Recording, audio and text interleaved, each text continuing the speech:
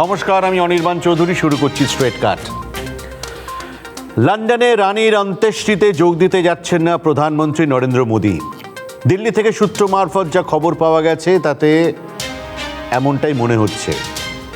উজবেকিস্তানে Shanghai cooperation অর্গানাইজেশনের সম্মেলনে যোগ দেবেন প্রধানমন্ত্রী। উজবেকিস্তানে এসসিও সামিট 15 ও 16 সেপ্টেম্বর, আর লন্ডনে রানীর শেষকৃত্য 19 সেপ্টেম্বর। কোনো রাষ্ট্রনেতার পক্ষে দুটি কর্মসূচিতে একসঙ্গে থাকা সম্ভব নয়। কিন্তু রানীর মৃত্যুতে রাষ্ট্রীয় শোক ঘোষণায় ইতিমধ্যেই এক প্রস্থ বিতর্ক শুরু হয়ে গিয়েছে। 8ই সেপ্টেম্বর দেশের প্রধান সড়কে নেতাজি সুভাষচন্দ্র বসুর মূর্তি স্থাপন করেন মোদী সরকার। স্বাধীনতার সময় সেখানে রানী এলিজাবেথের বাবা রাজা ষষ্ঠ জর্জের মূর্তি ছিল। সেদিনই সাবেকি রাজপথের নাম বদলে রাখা হয় কর্তব্য পথ। গোলামির শেষ চিহ্নটুকুও মুছে ফেলল ভারত, ঘোষণা ছিল প্রধানমন্ত্রী নরেন্দ্র মোদীর। সেদিন রাতেই রানী এলিজাবেথের মৃত্যুর খবর আসে। 10ই সেপ্টেম্বর রাষ্ট্রীয় শোক ঘোষণা করে ভারত। এই নিয়ে নাগরিক সমাজ প্রশ্ন তুলছে, সমালোচনা করছে। ব্রিটেনের রানীর মৃত্যুতে কেন রাষ্ট্রীয় শোক? একদিকে গোলামি চিহ্ন, তার চিহ্ন মোছার চেষ্টা করার দাবি হচ্ছে, আবার অন্যদিকে রানীর মৃত্যুতে রাষ্ট্রীয় শোক ঘোষণা কেন? এ কেমন বৈপরীত্য? ব্রিটেনের রানীর মৃত্যুতে আমাদের দেশের রাষ্ট্রীয় শোক হবেই বা কেন? নাগরিক সমাজ, সোশ্যাল মিডিয়ায় এই সিদ্ধান্তের কড়া সমালোচনা হয়েছে এবং চলছে। কেন্দ্রীয় সরকার এই ক্ষোভের আঁচ নিশ্চয়ই পেয়েছে এবং ব্রিটেনের শোকের দিন ঔদার্য দেখাতে গিয়ে নিজের ঘরে অশান্তি বাড়ানোর কোনো মানে হয় না। তাছাড়া ব্রিটিশ সরকার যে আমন্ত্রণ পত্র পাঠিয়েছে তা অত্যন্ত অপমানজনক। বলবো আপনাদের, ব্যক্তিগত বিমান বা রাষ্ট্রীয় বিমানে কেউ ব্রিটেন যাত্রা করতে পারবেন না এই ভিভিআইপিরা, নরেন্দ্র মোদীর মতন ভিভিআইপিরা। যেতে হবে কমার্শিয়াল ফ্লাইটে। ব্যক্তিগত গাড়িতে চড়া চলবে না, ব্যক্তিগত হেলিকপ্টার ব্যবহার করা যাবে না। ব্রিটিশ সরকার যে বাসের ব্যবস্থা করবে সেই বাসই ব্যবস্থা করতে হবে। কোন কোন রাষ্ট্রনেতা ব্যক্তিগত গাড়ি ব্যবহার করতে পারবেন? আমেরিকার জো বাইডেন, ফ্রান্সের ইমানুয়েল ম্যাক্রন, ইসরায়েলের প্রেসিডেন্ট আইজাক হারজগ, আর জাপানের সম্রাট নারুহিতো। ব্রিটিশ গুপ্তচর সংস্থা MI5 সূত্রে নাকি খবর, এই চার রাষ্ট্রনেতার জীবনের ঝুঁকি সবচেয়ে বেশি। বাকিদের জীবনের কোনো দাম নেই, তাই তারা ব্যক্তিগত কনভয়ে ব্যবহার করতে পারবেন না। এই ব্রিটিশ আমন্ত্রণপত্রকে একটা অন্য আঙ্গিকে দেখা যেতে পারে। 1941-এর 14ই আগস্ট নিউ ফাউন্ডল্যান্ডে চার্চিল ও রুজভেল্টের মধ্যে আটলান্টিক সনদ সই হয়েছিল।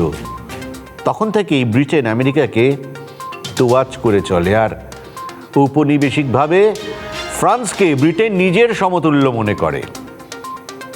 ইহুদিদের প্রতি, ইসরায়েলিদের প্রতি ব্রিটিশরা খুব সদয় তা নয়। সেই কবে মার্চেন্ট অফ ভেনিস নাটকে শাইলককে ভিলেন করে রেখে গেছেন উইলিয়াম শেক্সপিয়ার। কিন্তু ইহুদি পুঁজিবাদীরা আমেরিকার ব্যাংকিং ব্যবস্থা নিয়ন্ত্রণ করে। পশ্চিমী লবির পক্ষে ইসরায়েলকে অস্বীকার করা সম্ভব নয়। আর জাপানের সম্রাট বিশেষ সম্মান পাচ্ছেন নিপ্পন রাষ্ট্রের আর্থিক সমৃদ্ধির জন্য। না হলে রাজা রানী তো আরও অনেকেই ছিলেন, আছেন। সারা ইউরোপ থেকে রাজা রানীরা আসছেন এলিজাবেথকে শ্রদ্ধা জানাতে। সকলকেই ব্রিটিশ বাসে চড়তে হবে। অনেক রাষ্ট্রনেতাই বিনা বাক্য ব্যয়ে অপমান হজম করে নিয়েছেন। রাষ্ট্রীয় শোকে ব্রিটিশ আবেগের প্রতি সহানুভূতি নিশ্চয়ই সকলের রয়েছে। তা বলে অপমান তো হজম করা যায় না, তাই না? অপারেশন লন্ডন ব্রিজের নাম বদলে হয়েছে অপারেশন ইউনিকর্ন। রানী এলিজাবেথের অন্ত্যেষ্টি অনুষ্ঠানের সরকারি নাম। আর এই অনুষ্ঠান ঘিরেই তৈরি হয়েছে প্রবল বিতর্ক, যা ব্রিটেনের সীমা ছাড়িয়েছে। মঙ্গলবার রাতে স্কটল্যান্ড থেকে বাকিংহাম প্রাসাদে চলে এসেছে রানীর কফন। 18 সেপ্টেম্বর পর্যন্ত ওয়েস্টমিনস্টার ক্যাথেড্রালে শায়িত থাকবেন রানী। সেখানে সাধারণ মানুষ রানীকে শেষ শ্রদ্ধা জানানোর সুযোগ পাবেন। 19 সেপ্টেম্বর ওয়েস্টমিনস্টার অ্যাবিতে রানী এলিজাবেথের শেষকৃত্য। সকাল 10টায় শুরু শেষ যাত্রা। রানীকে সমাহিত করতে বিকেল গড়াবে। রানীর অন্ত্যেষ্টিতে আসার জন্য দেশে দেশে রাষ্ট্রপ্রধানদের কাছে আমন্ত্রণ পাঠানো শুরু করে দিয়েছে ব্রিটিশ বিদেশ মন্ত্রক। আর এখানেই রীতিনীতি প্রোটোকল নিয়ে বেঁধেছে বিতর্ক। ব্রিটিশ ফরেন অফিসের চিঠিতে বলা হয়েছে, ওয়েস্টমিনস্টার অ্যাবিতে রানী শেষকৃত্যে যাওয়ার জন্য কোনো রাষ্ট্রনেতা হেলিকপ্টার ব্যবহার করতে পারবেন না। এমনকি রাষ্ট্রনেতারা ব্যক্তিগত গাড়িতেও রানী শেষকৃত্যে যেতে পারবেন না। পশ্চিম লন্ডনের গোপন জায়গা থেকে বাসে করে বিদেশি রাষ্ট্রপ্রধানদের অন্ত্যেষ্টিস্থলে নিয়ে যাওয়া হবে। মার্কিন প্রেসিডেন্ট জো বাইডেন, ফরাসি প্রেসিডেন্ট ইমানুয়েল মাকর, ইসরায়েলি প্রেসিডেন্ট আইজ্যাক হারজগ, জাপানের রাজা নারুহিতো, এই চারজনই কেবল নিরাপত্তার কারণে নিজেদের গাড়িতে ওয়েস্টমিনস্টার অ্যাবিতে যেতে পারবেন। হিথ্রো বিমানবন্দরে কোনো ব্যক্তিগত বিমান নামতে পারবে না বলেও জানিয়ে দেওয়া হয়েছে। বিদেশি রাষ্ট্রনেতা এবং তাদের প্রতিনিধিদের যাত্রীবাহী বিমানে আসার অনুরোধ জানানো হয়েছে। ব্রিটিশ সরকার সূত্রে বলা হয়েছে, কূটনৈতিক সম্পর্ক আছে এমন সব দেশের রাষ্ট্রনেতাদেরই আমন্ত্রণ জানানো হয়েছে। আমন্ত্রিতের তালিকায় রয়েছেন বেলজিয়াম, সুইডেন, নেদারল্যান্ডস, স্পেনের রাজা রানীরা। যাচ্ছেন অস্ট্রেলিয়া, নিউজিল্যান্ড, কানাডার রাষ্ট্রপ্রধানেরা। যদিও রুশ প্রেসিডেন্ট ভ্লাদিমির পুতিন লন্ডন যাচ্ছেন না। তবে এইসব ছাপিয়ে ব্রিটিশ সরকারের অন্দরে নানা দেশের রাষ্ট্রপতি প্রধানমন্ত্রীদের জন্য বাসের ব্যবস্থা নিয়ে প্রশ্ন উঠতে শুরু করেছে। প্রশ্ন উঠছে যে রাষ্ট্রপ্রধানদের কিভাবে বলা যেতে পারে যে তারা বাসে চড়ে আসুন। ব্রিটিশ বিদেশ মন্ত্রকের অবশ্য সাফ কথা, সব রাষ্ট্রনেতার জন্য আলাদা আলাদা গাড়ি থাকলে লন্ডন শহরের পরিস্থিতি সামলানো সম্ভব হবে না। এখনও কানাডা, অস্ট্রেলিয়া সহ 14টি কমনওয়েলথ দেশের রাষ্ট্রপ্রধান ব্রিটেনের রাজা বা রানী। আর এই সব দেশেই রাজতন্ত্রের বিরুদ্ধে আওয়াজ উঠতে শুরু করেছে। গত বছর বার্বাডোস রাষ্ট্রপ্রধানের পদ থেকে রানী এলিজাবেথকে সরিয়ে দেয়। জামাইকা সহ অন্য দেশগুলিও একই পথে হাঁটতে পারে। Bureau report, TV9 Bangla. ভারতকে স্বাধীন করার অ্যাসাইনমেন্ট নিয়ে 1947 সালে দিল্লি আসেন লর্ড মাউন্টব্যাটেন। দিল্লির ভাইসরয়েন প্যালেসে ওঠেন। লেডি মাউন্টব্যাটেন তার 2 পোষ্যের জন্য খানসামাতের কাছে কিছু খাবার চেয়েছিলেন। একটু দেরি করে 1/2 ঘন্টা বাদে খাবার এলো। লেডি ভেবেছিলেন যে বিস্কুট, কুকিজ এসব আসবে, কিন্তু এলো চিকেন ফ্রাই। এরপর যে ঘটনাটি বলবো তা ল্যাপিয়ার অ্যান্ড কলিন্সের ফ্রিডম অ্যাট মিডনাইট বইয়ে লেখা রয়েছে। কেউ চাইলে যাচাই করে নিতে পারেন। লেডি মাউন্টব্যাটেন নাকি সেই চিকেন ফ্রাই পোষ্যদের না দিয়ে নিজে খেয়ে নিয়েছিলেন। কারণ দ্বিতীয় বিশ্বযুদ্ধের পর ব্রিটেনে নাকি চরম খাদ্যাভাব। লন্ডনে চিকেন, দুধ আর ডিমের অভাব দেখা গিয়েছিল। আলু সেদ্ধ খেয়ে বেঁচেছিল সাহেবরা। সেখানে ভারতে ভাইসরয়ের কুকুরের জন্য চিকেন ফ্রাই নিয়ে এসেছেন খানসামা। শশী থারুর এক বক্তৃতায় বলেছিলেন, ব্রিটিশরা আসার আগে ভারতের জিডিপি ছিল বিশ্বের মোট জিডিপির 25%। কয়েকদিন আগেই ব্রিটেনের জিডিপিকে টপকে গেছে ভারত। একসময় আমেরিকা ব্রিটিশ উপনিবেশ ছিল, এখন ব্রিটেন আমেরিকার হাতে পায়ে ধরে। ভারতের অধীনে আসছে ব্রেক্সিটের পর ব্রিটেনের বিনিয়োগ চাই, নতুন বিনিয়োগ চাই। আর নতুন ব্রিটিশ প্রধানমন্ত্রী বাণিজ্যের আবেদন নিয়ে এলেন বলে আমাদের দেশে। মুক্ত বাণিজ্য নিয়ে 2 দেশের দরদস্তুর এখনো চলছে। এদিকে দিল্লিতে আজ ফ্রান্সের বিদেশমন্ত্রী ক্যাথরিন কলোনার সঙ্গে দরদস্তুর শুরু করে দিলেন বিদেশমন্ত্রী এস জয়শঙ্কর। ফ্রান্স ভারতের পুরনো বন্ধু। ফ্রান্সের সঙ্গে দ্বিপাক্ষিক বাণিজ্য আরও মজবুত করতে চায় ভারত। পাশাপাশি ফ্রান্সের মাধ্যমেই ইউরোপিয়ান ইউনিয়নের সঙ্গে বাণিজ্যিক চুক্তি করে ফেলতে আগ্রহী ভারত। প্রধানমন্ত্রী নরেন্দ্র মোদীও তার সঙ্গেও সৌজন্য সাক্ষাৎ ছেড়েছেন ফ্রান্সের বিদেশমন্ত্রী। আচ্ছা, ইউরোপের শাসকদের সঙ্গে সম্পর্ক কিরম সেটা জানালাম। এবার মুঘল ইতিহাসের পাতা উল্টাবো। মুঘল সাম্রাজ্যের প্রতিষ্ঠাতা বাবর এসেছিলেন উজবেকিস্তানের সামারকান্দ থেকে। সেখানে সাংহাই কোঅপারেশন অর্গানাইজেশনের বৈঠক বসছে। মোদি সেই সম্মেলনে যোগ দেবেন। রাশিয়া, চীন ও ভারত SCO সামিটে যোগদানকারী। 3টি বড় দেশ, জনসংখ্যা 300 কোটিরও বেশি, আর আয়তন প্রায় উত্তর গোলার্ধ। রানীর অন্ত্যেষ্টি নিয়ে হইচই হচ্ছে বেশি, কিন্তু বিশ্বের সবচেয়ে গুরুত্বপূর্ণ দরদস্তুর হতে চলেছে এই সামারখান্দেই। এই বৈঠকের দিকে সেন দৃষ্টি রেখেছে আমেরিকা, কারণ আমেরিকার ঘনিষ্ঠ বৃত্তের বাইরে থাকা চীন, রাশিয়া এবং সাবেক সোভিয়েত দেশগুলি এই সাংহাই কোঅপারেশনের অর্গানাইজেশনের সদস্য। বৈঠকের ফাঁকে পুতিনের সঙ্গে নরেন্দ্র মোদীর আলাদা আলোচনা হবে, এরকম একটা ইঙ্গিত পেয়েছি আমরা। মোদি জিনপিং পার্শ্ব বৈঠক হবে কি? দুই দেশই আপাতত চুপ। 3 বছর আগে দুই নেতা তামিলনাড়ুর মামাল্লাপুরমে মুখোমুখি বৈঠকে বসেন। তারপর কি হলো? তারপরে লাদাখে দুই সেনার রক্তারক্তি হয়েছে সম্পর্ক তলানিতে। তবে সোমবার গোগরা ও হটস্প্রিংয়ে দুদেশের সেনা সরানোর কাজ শেষ হয়েছে, যদিও পারস্পরিক আস্থা এখন অবধি ফেরেনি। চীনা সেনা উত্তর লাদাখে দৌলত বেগ ওল্ডির কাছাকাছি এগিয়ে এসেছে বলে খবর। চীন আস্তিনে ছুরি লুকিয়ে হাত মেলাতে এলে বন্ধুত্ব কিন্তু সম্ভব নয়। ওয়াশিংটন পোস্ট একটি আর্টিকেল, তাতে দাবি করা হয়েছে তার সাইডলাইন্সে দুই রাষ্ট্রনেতা প্রথমবার গালওয়ান যুদ্ধের পর সামনে আসবেন এবং একান্তে বৈঠক করতেও পারেন। যদিও এই বিষয়ে এখনও পর্যন্ত সাউথ ব্লক নিয়ে মুখ খুলছে না, এই বিষয়ে চীনের বিদেশ মন্ত্রকও মুখ খুলছে না, কিন্তু যেই প্রেক্ষিতে এই এসসিও বৈঠক হচ্ছে সেটা খুব তাৎপর্যপূর্ণ। পৃথিবীর অন্যতম দুটো বড় অর্থনৈতিক দেশ দেখা করছে, তাদের রাষ্ট্রপ্রধান দেখা করছেন, তাতে নজর থাকবে তামাম বিশ্বের। নয়াদিল্লি থেকে শশীনাথের সাথে অনিন্দ ব্যানার্জি, TV9 বাংলা।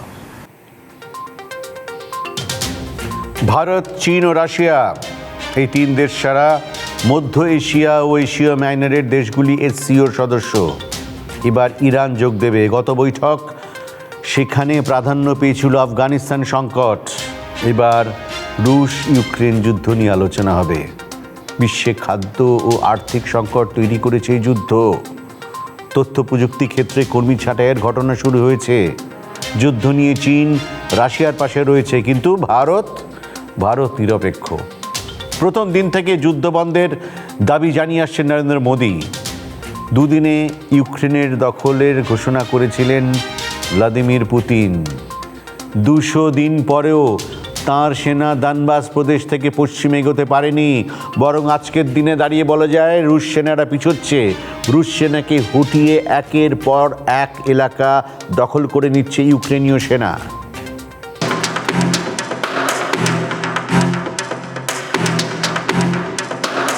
ইউক্রেনে রুশ হামলার পর কেটে গিয়েছে 200 দিন।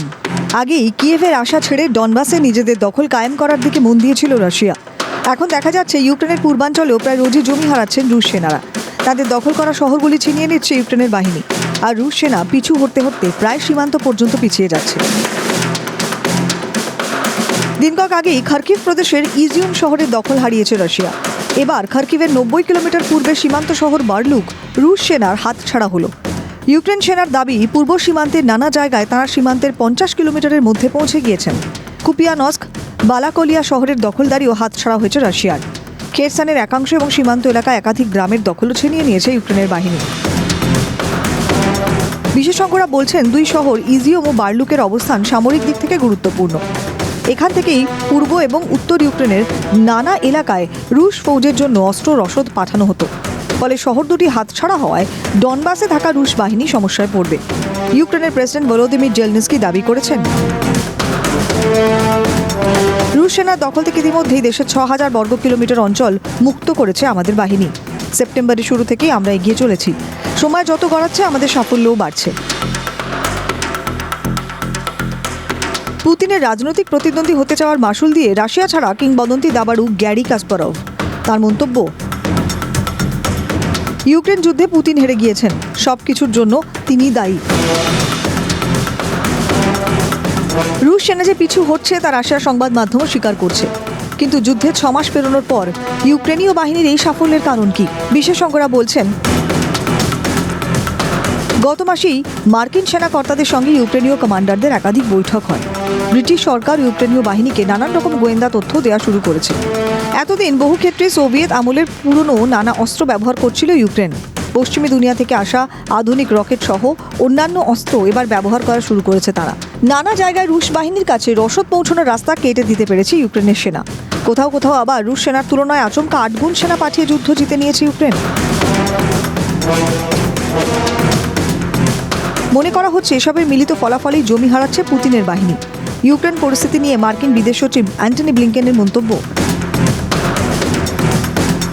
রুশ সেনাকে পিছু হতে বাধ্য করে এগোচ্ছে ইউক্রেনের সেনারা। তাদের অগ্রগতির বহর নেহাত কম নয়। তবে ইউক্রেনের জমি রুশ দখলমুক্ত হবে কিনা তা বলার সময় এখনো আসেনি। তবে রুশ সংবাদ মাধ্যমের একাংশে দাবি করা হয়েছে ডনবাসেই সেনাকে মন দেওয়ার কথা বলেছেন পুতিন। ফলে রুশ সেনা নানা জায়গা থেকে আপাতত সরে আসছে, সেই শূন্যস্থান দখল করছে ইউক্রেনীয় বাহিনী। Bureau report, TV9 Bangla. Kyiv দখলে গিয়েছিলেন ভ্লাদিমির পুতিন, পথে হলো দেরি, এখন ফেরার পথ ধরেছে রুশ সেনা। রাহুল গান্ধী, আমাদের রাহুল গান্ধী কন্যাকুমারী থেকে কাশ্মীর যাত্রা শুরু করেছেন, লক্ষ্য দিল্লি। তিনিও পথ ভ্রান্ত হয়ে যাবেন না তো? বিজেপির বিরুদ্ধে ভারত জোড়ো যাত্রা শুরু করেছেন, কিন্তু গোয়ায় কি হচ্ছে? কংগ্রেস ছোড়ো যাত্রা। কংগ্রেস পরিষদীয় দল ভেঙে চৌচির। 8 কংগ্রেস বিধায়ক আজ যোগ দিয়েছেন বিজেপিতে। কংগ্রেসের ঝুলিতে পড়ে রইলেন মাত্র 3 জন বিধায়ক। রাজ্যের পর রাজ্যে পদ্ম ফুটছে। রাহুলের ভাগ্যে কি শুধুই কাদা? টি শার্ট বিতর্ক দিয়ে শুরু, এবার ভারত জোড়ো যাত্রায় উঠল শিশু অধিকার লঙ্ঘনের অভিযোগ।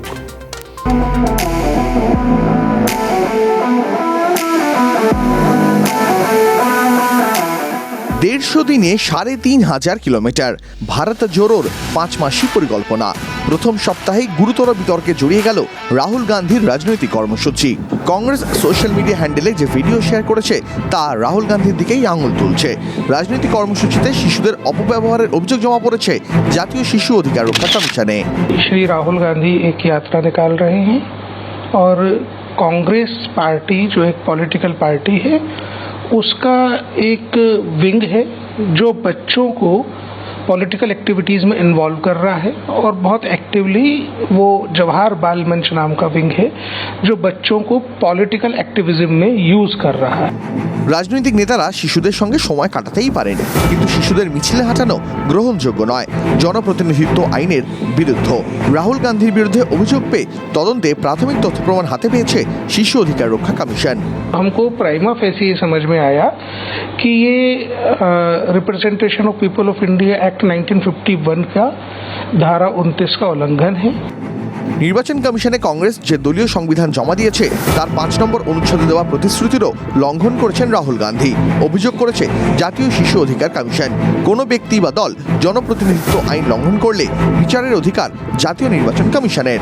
রাহুল গান্ধীর বিরুদ্ধে যাবতীয় তথ্য প্রমাণ নির্বাচন কমিশনে পৌঁছে দিয়েছে শিশু অধিকার রক্ষা commission. Bureau report, TV9 Bangla. Straight কাট আজ এ পর্যন্তই।